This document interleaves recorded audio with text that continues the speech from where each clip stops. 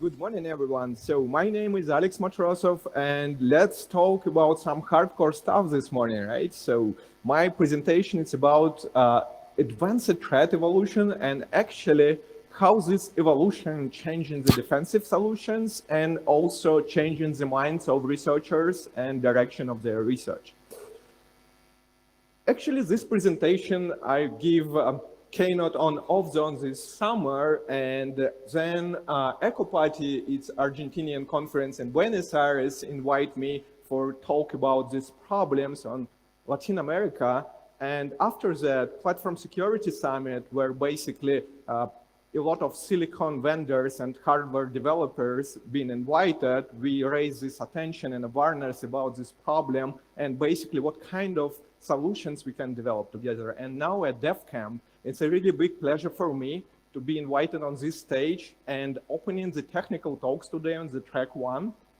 And let's go about some background about me. So I'm Chief Offensive Security Researcher at NVIDIA, focusing mostly about breaking the stuff in the hardware and firmware side. Did a lot of stuff on malware research scene before, and also have fun with reverse engineering more than 20 years.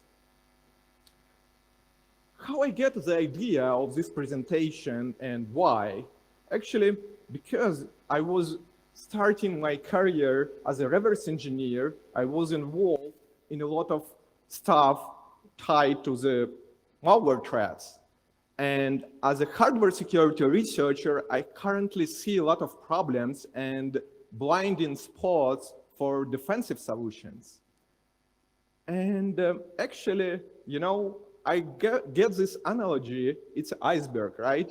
And we have a security industry visibility point where current endpoints can detect persistence on the operating system level. We have a lot of mitigations like a secure boot to prevent boot threats like a bootkits and some type of rootkits. But modern persistence techniques tied to the firmware and hardware more and more, especially because we have this stuff coming in much more other directions. Like, okay, we have an automotive, we have much more devices around our homes now, we have industrial IoT, and all the hotels and buildings getting smarter, right? And how we can protect from these threats. So basically, most of the defensive solutions nowadays, looking on the traffic, looking on some events on the operating system level, but if we go deeper inside the firmware hardware, it's nothing there. I mean, nothing to see something which is exists. Let's talk a bit about evolution of persistence techniques.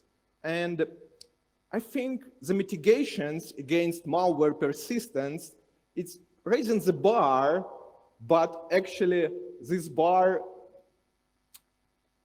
have a limitation of the complexity, because the bar, it's always a minimal level of the common techniques, but it's never cover everything else.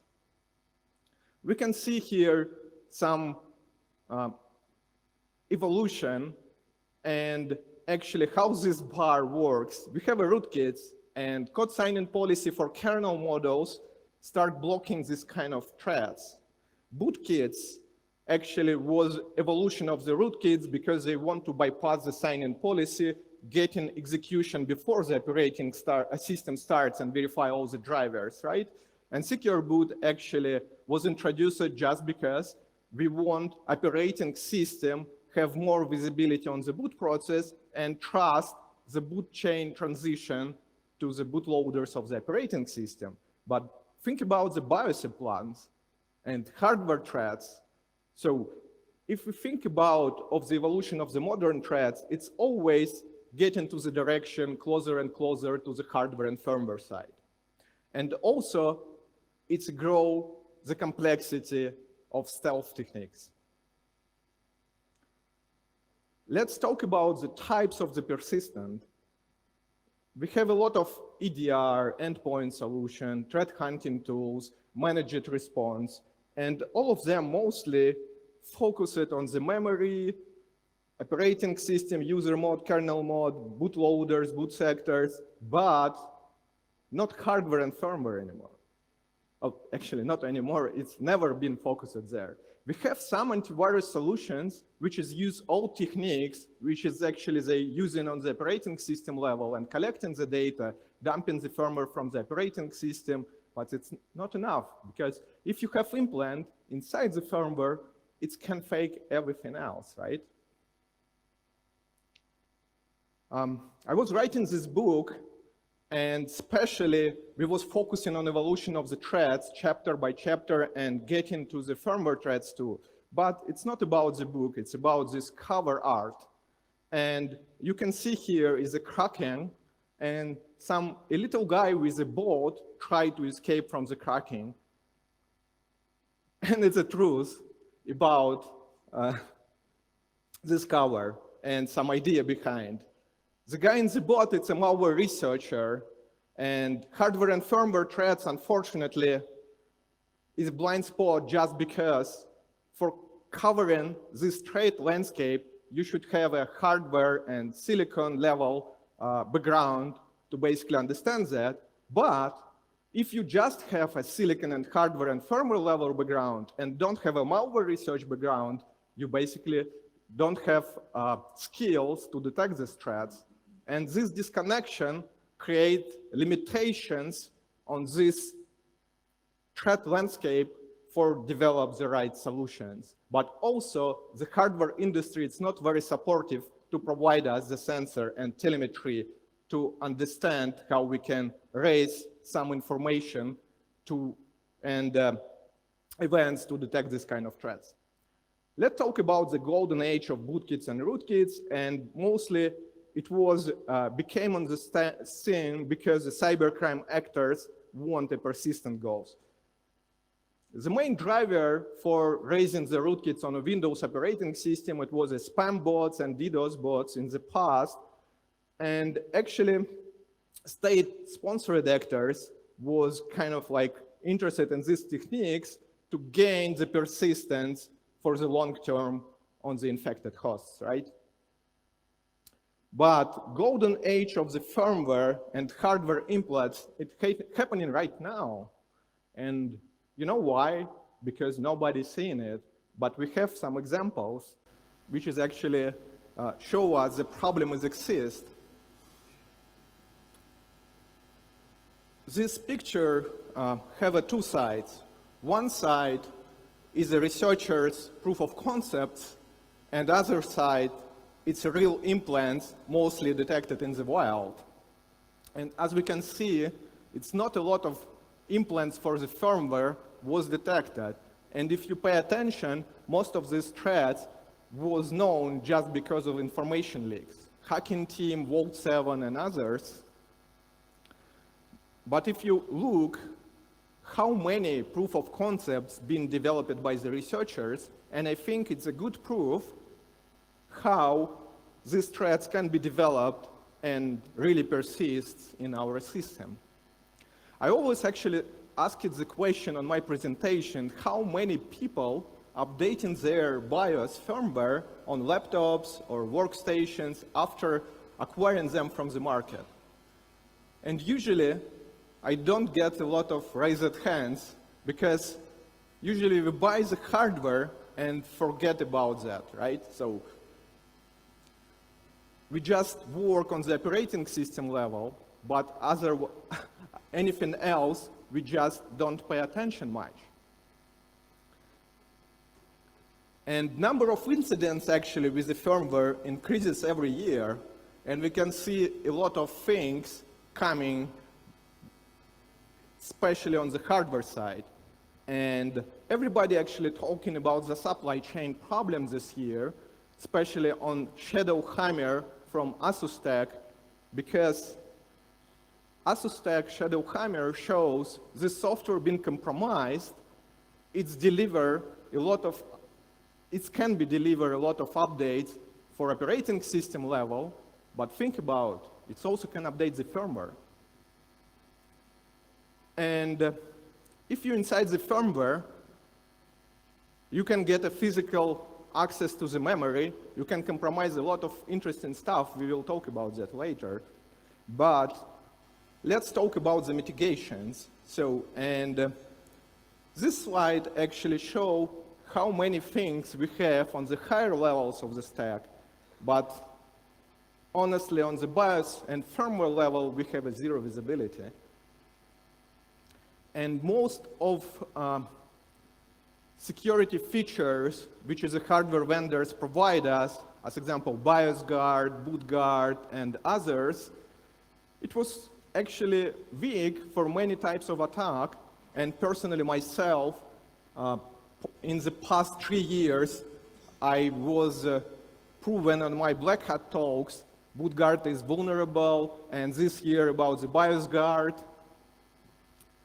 So we don't have much to prevent the firmware threats. But think about, I like the initiative from the Apple. They first in the industry from the operating system developers publicly released the tool, which is actually, if you use OS X, it's installed on every Mac, EFI check. Basically, what this tool does, it collects the firmware from the operating system level and check the integrity and some anomaly settings for your system firmware. If something wrong, it will be raised some information. What is the problem? It's not scale. And also scale, the integrity checks raise a lot of false positives because in update process for millions of the system, something can go wrong. And if you check in the integrity, only one bit change can affect the integrity check. And I talked with the Apple folks, and actually they have a lot of information from the users, but not really a lot of success on detecting something malicious. So other example, it's antivirus company, which is basically detect threats and parse UEFI firmware images in the same way. And I think it's one of the first antivirus engines who start doing that. And it's a good example. But my opinion, firmware, it's not only like Dixie drivers, which is special executables on the firmware side for most of modern computers, use a PE format. But parsing PE format, as you're doing for the malicious threats on the operating system level, doesn't make sense because you will be losing a lot of specifics and metadata focused on the firmware side. And I think modern antivirus engines who collect the firmware have a lot of data, but they processing not correctly. It's why we don't see much. And I collect some ideas about the challenges and limitations for antivirus solutions, basically what can go wrong and why it's not a problem-solving solution anyway. It's good. To do something, it's always good. You can spot some threat if you get lucky enough, but think about everything can be fake after the system boots. If you have BIOS implant in your system firmware, it can disable any endpoint solution on the operating system level, so you don't get anything from your dump, right? All the BIOS updates can be reinforced or just blocked from the BIOS implant side. It is no trusted path of the transition from the UEFI firmware to antivirus engine for some telemetry or cooperation to basically provide trusted path of events or something. And of course, supply chains, which is mostly focused, as example, you buying from Amazon on any other internet market new laptop, but you not control the way how this laptop coming to you. And actually, if you not pay attention enough, it's very easy to just open your laptop, reprogram the spy flash with some malicious stuff and deliver to you. But probably individuals, very rare, became targets of these threats. But if we talk about the data centers, it's much more interesting because sometimes it's hundreds or thousands of new hardware came in the same moment, and how we can check if something wrong with the firmware which is already there. Another interesting idea is who watches the watchers, right? We have the hardware developers, and we can see actually last few years a lot of attacks on silicon level, especially in microarchitecture, and in my opinion, it's raised a very, very interesting point. We have focused a lot on the software, but nobody pay attention to the hardware for years. And now we don't have any good solution to manage how we can trust this hardware, even if it comes from the trusted vendor, because somebody on the fab can compromise the line of producing servers for specific customer.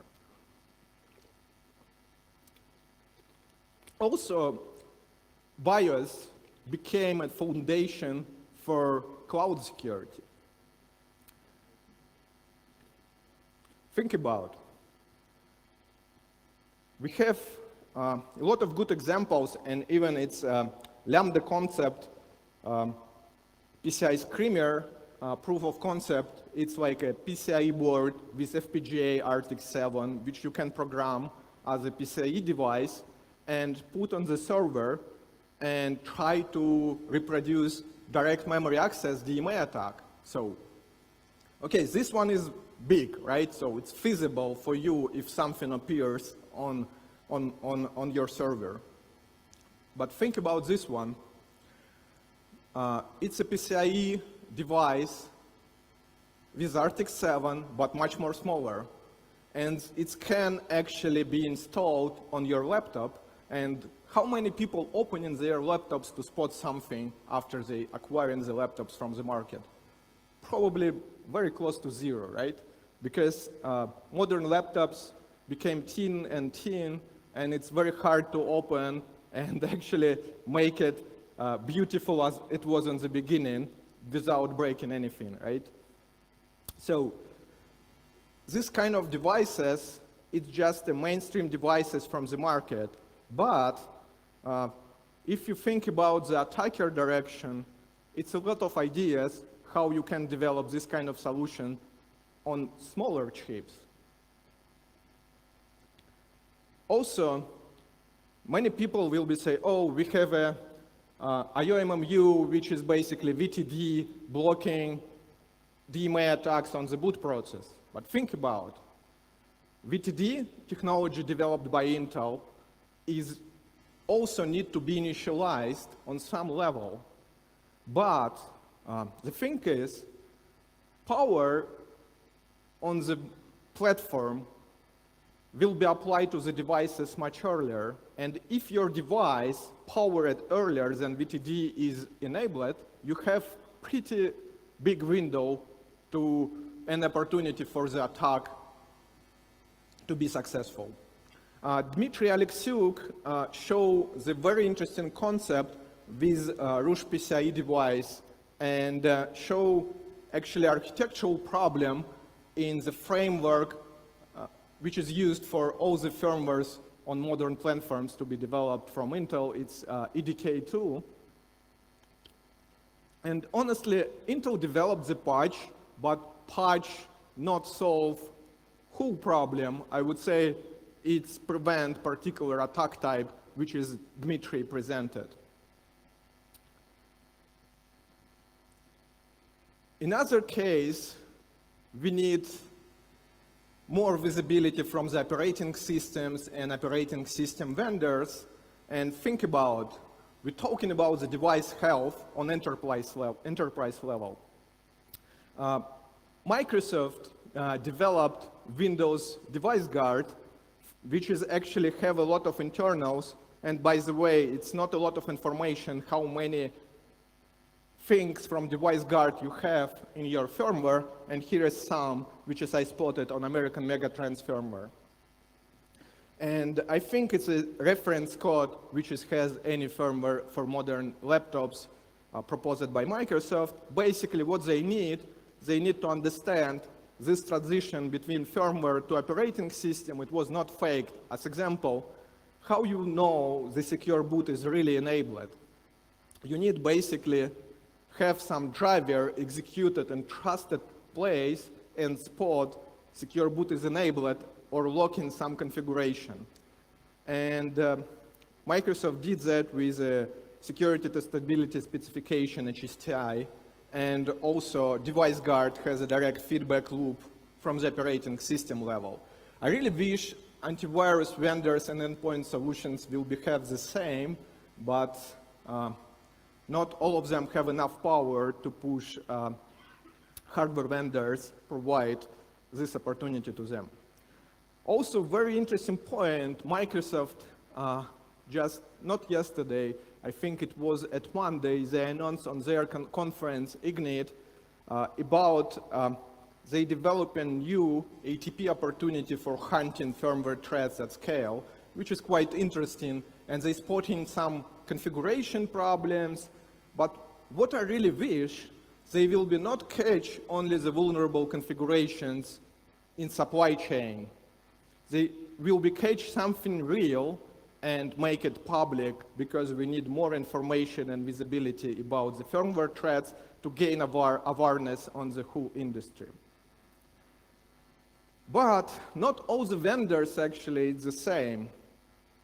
The vendors like Gigabyte, Asus Tech, ASRock, MSI, they just don't care about security. If you look on this screenshot, it shows some dump from the chipsec tool, which is a public tool for the firmware assessment, and it shows actually the path for read and write your system firmware.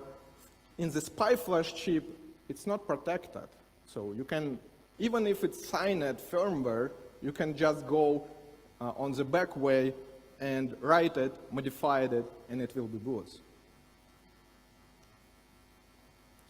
On another side, we have a lot of limitation for forensics and reverse engineering, because think about, okay, we have the full system simulation like a CIMIX from Intel, actually WindRiver, but Intel uses it a lot. And if we don't provide the hardware specifics and EFI protocols, which is kind of like an API level for the Dixie driver, which I mentioned before, it creates a lot of limitation. You can't just take malicious driver and execute on this environment. Also, UEFI emulation, like QEMU, have the same problem. You can emulate some basic stuff, but if you don't know what the configuration are on your particular device or execution environment, you will be not able to reproduce it. Hardware level debugging, like a DCI, when you can connect USB dongle to your laptop and debug your firmware in the way of connecting to CPU, it's very limited, and actually it's provided mostly for the test and configuration and QA for the factories. Sometimes it's unlocked, or it's not difficult to unlock, but it's not a proper way to go there for forensics because nobody provide as a legit solution for that. Here is actually an example of debugging system firmware from Intel system tools.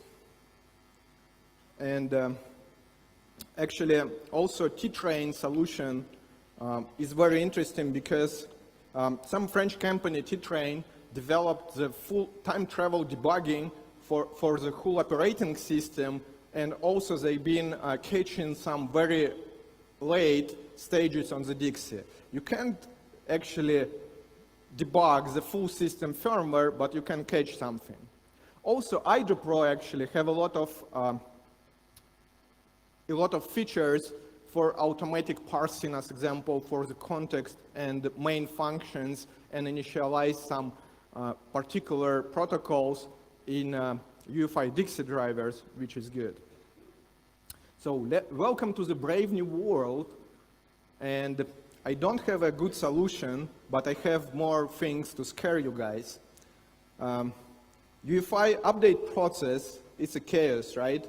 And if you basically attack the legit updating tools, like I mentioned before with the Shadow Hammer supply chain attack on the ASUS stack, you can basically flash the firmware with a signed driver without any antivirus, raise any particular alert.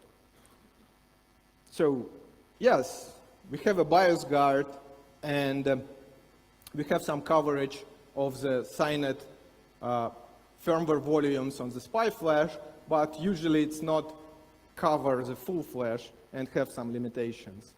Also, this screenshot, I really like it because when you have a large enterprise company with thousands of the machines, you can't go and update the BIOS manually, right? So you can't go and disable the boot guard to do it so. You need some way with the Active Directory or other enterprise tools to make it for all the users in the same manner and time. And this screenshot showing how boot guard disabled remotely. But what is the problem here? If the system administrator can disable boot guard, the attacker also can, right? I was trying to learn about generic path of updating the system firmware on Microsoft. And they have a component firmware update, which is very good idea when you have a generic way to update the system firmwares on the Windows operating system level. What is the problem here?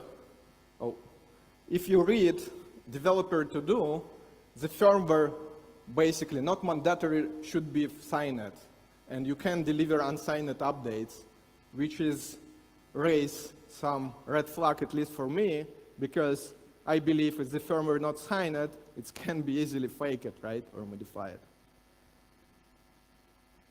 Another very good initiative, it's Linux Vendor Firmware Service, LVFS, and they develop for the Linux system quite the same way of delivering generic updates for USB controllers, for the system firmwares, and it's a really good initiative.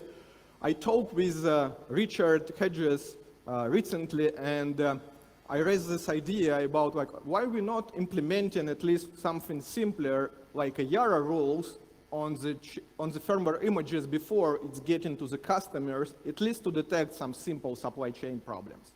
And he recently implements that, and we see how many problems it appears. But let's talk about actually how you can really exploit the system with your BIOS remotely. It's actually quite expensive because your exploit chain should have something with remote code execution on the browser, Office, or something, which will be basically elevate the privileges to the kernel mode, and kernel mode actually can talk to some UEFI services directly. At least we're talking about the 5 or 6 stages of the chain to get there. But if we think about the LoJax, which is being discovered last year and a part of APT28, they was using some proof of concepts presented by researchers about years ago, and it still was working fine. So in the realistic picture, this exploit chain will be not really expensive if you go the large scale, but it will be expensive if you want to attack the particular target. And it's different motivation. And here is the endpoint of execution for payload. It's SMM. It's one of the most privileged mods on the x86 system management mod. But think about, for modern servers, you don't really need a persistence on SPI flash chip, because uptime for the server, it's much longer. And even like newer laptop, you don't need like, you don't reboot your system really frequently, right? So you just close the lid and it's go to the sleep or hibernate state. So SMM runtime persistent, I think it's more efficient than we think about.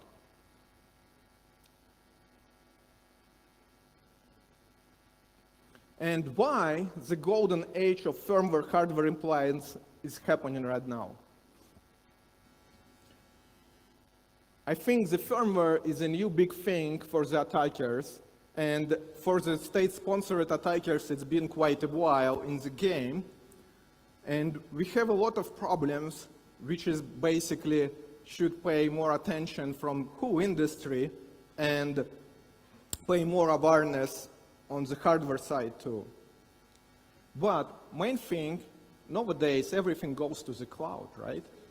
And think about, in the cloud it's very difficult to control the supply chain, and modern servers, it's just a cloud instance of VM, right? It's not really you have your physical machine anymore. You have a server from the cloud provider, but your instance is just VM. So let's talk about that a bit, because I believe it's a lot of things can be a problem there too. But before we going talk about the clouds, let's focus on the persistent classification. And I think we can split the persistent classification for the firmware threats on two big groups. It's compromised supply chain or results of exploitation. And actually, I think we already covered most of them on the previous slide, but basically, compromised supply chain, it's about weak configuration or somebody intentionally change this configuration on the way the server to the data center. Result of exploitation, it's more about you need a vulnerability on the system, and then basically you get there for gain persistence in execution runtime for SMM or something else. Problem for most of the vulnerabilities in the firmware, average time for patching in it 6 to 9 months, which is a lot, right? So it's almost a year, you have 1 day. And it's why, even it's a lot of stages in the chain, it can be very cheap for the attacker. Also, we have a lot of challenges of understanding the attacker tactics and creating the rat mitigation in related to mindset and differences between attacker and architect. Think about the security architect thinking about new mitigation, but he never writes the exploit, right? Or attack tool, or even use it. It's why offensive security research, it's not equal to just their usual security research, because why a lot of big companies like NVIDIA, Intel, Oracle, Google, and many others try to have offensive security research team internally just because they want to develop this expertise and prevent problems before it goes to the market, and have a more realistic picture on their mitigation and security technologies as well. And mitigation design, it's actually not equal to security architecture, just because if you think on one particular attack and design the mitigation to block one exploit, it doesn't make sense, right?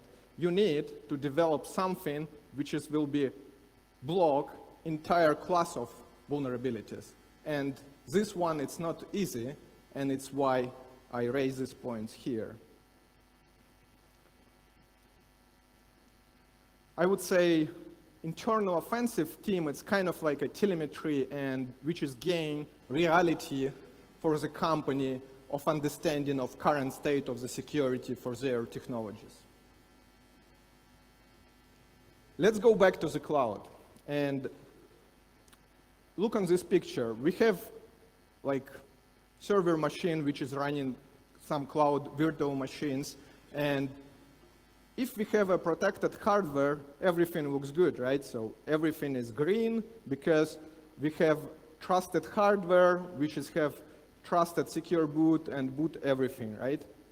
But if the attacker targeting particular VM instances and all the VM instances actually have their own virtual BIOS, I was seeing some problems when enterprise vendor for the server provide particular instance the rights to update the system firmware.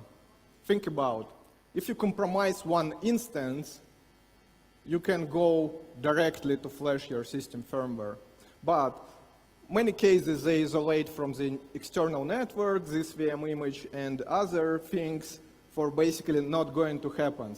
But think about, if you make these rights for writing the system firmware for VM image for one machine, that means on the hypervisor level, this privilege exists for others too. It's just not exist on the particular VMs, but if you gain elevate of privileges to the hypervisors, you will be able to attack this path too from any machine.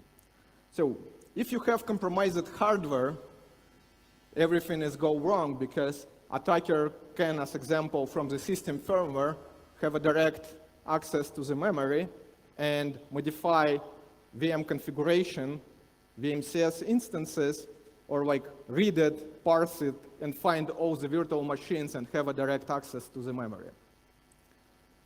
Okay, if hardware is okay, then a system firmware.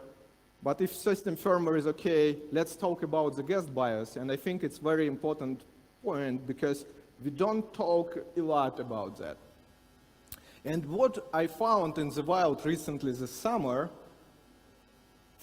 spy flash descriptor on the CBIOS and the CURT configuration for some large enterprise Linux distribution was not configured correctly. What does that mean?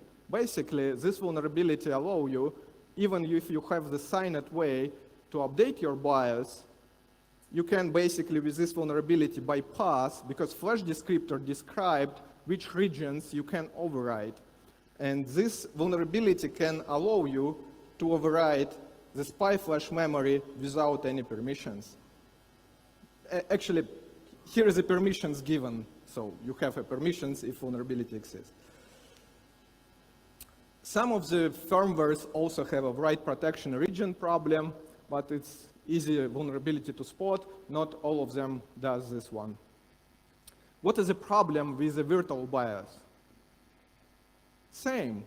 You have virtual machine introspection, but you don't have a virtual machine BIOS detection mechanism. Also, sometimes, I've seen it just one time, but it was really funny. When one vendor tried to share one virtual BIOS between multiple virtual machines, and I gained escape when I basically attacked the virtual BIOS, and because it was accessible to other instances, so basically the file on the file system, it's replicate for all the instances. If you modify the file on the file system, you basically can manage to get in any virtual machines after it's rebooted. It was fun. So, yeah. CBIOS and core boot by default have a weak configuration. And it was a funny situation because I came to the vendor and say, guys, you have a problem. And they say, oh, we use a core boot. So go to the core boot and tell them we have a problem because they not configured their security features. I came to core boot owners and they say, you know what? By default, we don't configure anything. We put to the shoulders of the vendor this type of configuration for security because it's not generic and it really depends on the vendor awareness and a lot of things. And basically, who will be in charge of this problem? It was difficult, but we managed to fix it. So, and big cloud providers actually have a lot of technologies like a shielded VM by Google, by Microsoft, and actually shielded VM by Google, but armored VMs by Microsoft, and Amazon did some other thing, but in the same direction. That means they try to lock every machine with configuration and with a BIOS just to not allow you to do what I just described. but still, any VM guest bias, it's out of scope for security solutions. Other thing which I want to describe is baseboard management controller, BMC. And BMC is small chip which exists on any server for the remote management. BMC has their own Ethernet controller on the chip, and actually it also can update the BIOS. So here are some links with research done the last year from Airbus when they managed to gain remote exploit on the real-time operating system on the BMC and basically update the system BIOS, leverage the privileges of BMC to do so. Other big problem, which is everybody talking about, but not all of the people understand the complexity of the problem, is huge. So we have the chip design company, but how many chip design companies have their own factory for basically create the silicon, create the actual chip? Not a lot, right? And you send your design to the fab. Fab create your chip, and then basically chip going back with some test first model to the company who designed the chip. You test it, and then you make a series of basically just to repeat the same chip for many users. But also, we have a lot of distributors, OEM, IC vendors. I mean, when you basically have some circuit design, you have a lot of components on it, right? And as example, if you think any hardware vendor develops a full platform themselves, that's not true. As example, USB controller always is a third party, which have their own firmware. In many cases, the platform vendor even doesn't have access to the source code. They just get assigned binaries, and they trust them, which is create a huge, huge hole in the supply chain. But if you ask me a question, why? Just because it will be cheaper to not have access to the source code. I really like this screen because it's described in very simple picture all the problems in supply chain. And it's been presented on Blue Hat Israel by Andrew Huang, Bunny. Very great presentation. I highly recommend you guys to look at it. Another thing, which I just mentioned, with USB controller firmware, we really trust everything which is come from the vendor and sign it, right? We don't have any visibility what is inside. And it's became really a huge, huge blind spot for that. And Howard Flake Thomas Doolin spot this problem in his keynote a few years ago. Why actually hardware vendors don't think about the security in the first place? I would say it's very difficult, but in most of the cases, security for the hardware vendor is just a customer needs. So basically, they develop security features to sell more products. So I think here is some interesting situation where security not driven in intention to make device more secure in real picture. And also think about, many hardware vendors say, oh, we have a technology baked inside the hardware which is protect the user. But sometimes if you go deeper, just one bit in the hardware chip which is locking something, and they call this security technology. Yeah, it is, but it's not really hard to break it in many cases. I like this presentation from Trammell Hudson he did this year, and it was time to check attacks on the spy flash chips and bypass the boot guard technology from Intel. Basically, the main idea behind this was, okay, we have the spy flash chip, where our firmware is stored, and bootguard is verifying its integrity, right? But if it's authenticated once, that doesn't mean we should trust it forever. What that means exactly, after the system boots, bootguard never back to recheck the firmware integrity, or it's checked on very early stage, and you can fake it if you have an ability to write physically on SPI flash chip other regions. It's what actually Trammell proved, and here is a link on his presentation. Other thing, I don't know how many people is aware, but any Intel firmware have a lot of binary blobs called authenticated code modules, which is x86 code, and it's executed before operating system start, mainly, but some of them even later. So, and it's not covered by bootguard because it's executed very early, even before bootguard started. The same thing about the microcode, and I think it's raised interesting point about downgrade attacks, right?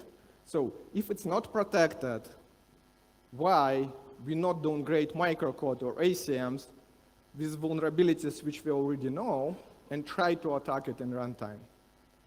So I think this problem was covered already on Hackers to Hackers conferences a few weeks ago by Alex Yermolov in Sao Paulo, and I think slides will be public soon, so you can learn more about that.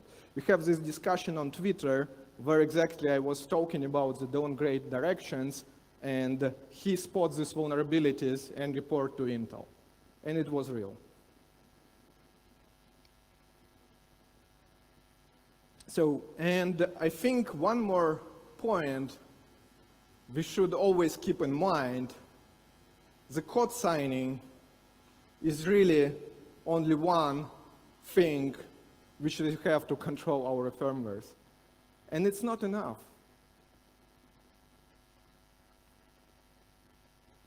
Third-party component, so, is a part of supply chain hell, and we talked just a few slides ago about that. Any new chip on your hardware can extend attack surface, and security boundaries usually built around one chip, but not building around full platform. At this point, it will be for my keynote and Zero Nights on the next week. But for good picture on it, I think TPM, root of problems, because Jeremy Boone was spotting UEFI Genie when you can have a man-in-the-middle attack on the communication channel between TPM chip and the system firmware, and Trammell Hudson just soldered some wires directly to use the TPM and fake it something for system firmware too. Major vendors try to fix the root of trust with their own chips. Apple with T2, Google with Titan, Microsoft with Cerberus, and Amazon with Greengrass. But problem, it's still a chip on the platform. It has a traces to communicate with other components, and attack surface is quite big there anyway. And my point is, if we say like we have the chip which is now baked root of trust inside the hardware, I don't think it solves everything. Still, it's verify on the boot, but not solve, as example, runtime exploitation. So for the secure boot, I would say it's a game changing in many cases, but not for everything in terms of firmware security. Also, Google just recently, 2 days ago, open source their Titan chip and silicon with RTL, and the firmware is available, but I would say it's a bit different than they use on their servers, but it's really big step for open computing, and this design is quite good. So main point, any hardware vendors doesn't have full control on their supply chains, and a lot of third parties binaries blob can create huge problem for security. Operation Shadow Hammer we spotted multiple times in our presentation. I will just leave this slide. But what I want to say, researcher arm race really continue and never stops because we have a lot of problems, and for creating meaningful solutions for these problems, we really need to go deep with these vulnerabilities inside the hardware, firmware, and create good security solution. But without whole industry awareness, I don't think it's possible. But we're doing the steps in this direction together. Thank you very much for your attention, and I think that's it for today. I hope I have some time for the question, and for the best question, I will give away this book. Thank you so much, Alex. Thank you. We do have time for 2 questions, so let's try to make it super effective. Plus, you get one of these hats along with Alex's book. So we're going to pass around we have one over here. Can we get a mic? It's coming. Okay. Hi. Thanks for the presentation. So my question is a bit more general in the sense, do you think, as an industry, some of these issues are because of a perception problem where we treat like hardware and firmware, or firmware in particular, different than software, because we call it firmware, but actually it's software, and everything is software. And when we think about, like you mentioned, baseband management controllers or Intel ME, Intel AMT, which are basically real-time operating systems running alongside your real operating system on the same machine. Do you think vendors have this mindset of we are hardware vendors, we don't do software, we do hardware, and that's what caused some of these design issues where security is lacking by design? So it's a very good question. So first thing what I want to say, in many cases, security is a tool for selling more products for the hardware vendors. And your question was, okay, these vendors keeping in mind about security for basically architecting these things, and it really depends because many people involved on like developing IME even, and the problem is, which as I mentioned, about architects and mitigation design, and all the operating system for IME, I believe, developed by usual architects. They don't have this security mindset, how it can be broken, or it's based on some information which they read, which can be just old, you know. It's why, as example, back 2 years ago, we have a code execution box from Positive Technologies on management engine, right, CSME. And even modern days, like actually Google mentioned in the news, the main driver for for developing the Titan chip was because they tried to prevent root of trust from being in ME and transfer to their own piece of silicon, because ME have the Minix operating system inside, and it's very known piece of software and even open source, and easier to create the attack. And newer ME chips use x86, not ARC, which is also easier to exploit because it's a lot of knowledge on x86 exploitation, right? If I can follow up a bit. So what I'm saying is that we have this perception of software security being more mature because it's been scrutinized for a few decades now, right? But we accept the fact that hardware is not. So we see this like this is the new thing. Why haven't hardware vendors, they had not enough time to implement secure software development life cycles? If they viewed themselves as also software vendors, they could have implemented some of the same solutions that software vendors have. In many cases, hardware, if bug exists, as example, and it's related to hardware, in many cases it can be just firmware doesn't use hardware correctly.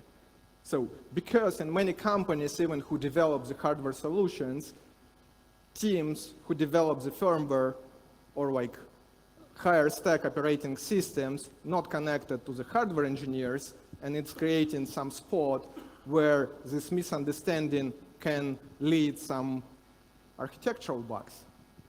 Thank you. Okay, so just one more very super quick question over here since the mic is closer. Thank you. Thank you. Just a quick question.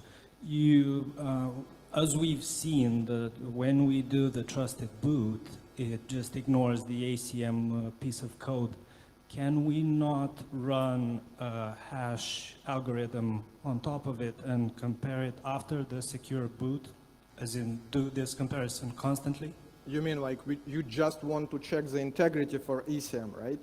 Yes. So I think integrity is good, but what you should do, you should check all the headers. As example, entry point of ECM was not changed. The timestamp of ECM model was not changed. And of course, integrity for the code. Yeah, I think it's a right point to create at least some barrier for prevent malicious ACMs, downgraded ACMs executed on the platform. Yeah, for the time being, that's not done at all, so it could be a small step. Cool. Thank you so much. Thank you, Alex. Thank you, everyone, for the questions. Thank you very much. I would award the first question just because the person raised industry problem, and I think it's very important to discuss, was very important to discuss here. What is your name? Okay, Lucian, you are the winner of the Bootkit Rootkits book, and I will sign it for you just after I leave the stage. Awesome, awesome. So thank you so much. Thank you, Lucian. You always ask the best questions. Thank you. Thank you, everybody. It was a pleasure to speak on this stage.